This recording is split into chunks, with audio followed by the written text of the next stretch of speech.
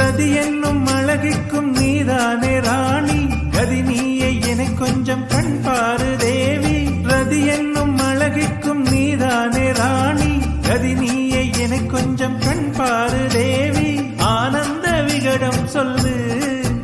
என்னை பேரின்ப நதியில் தள்ளு ஆனந்த விகடம் சொல்லு என்னை பேரின்ப நதியில் தள்ளு நான் பாக்கியாதிபதியானேன் உன்னாலே கண்ணே உஷா பசும் பொன்னே உஷா குமுதம் போல் வந்த குமரியே முகம் குங்குமமா சிவந்ததென்னவோ மனம் வண்ணத்திரை கனவு கண்டதோ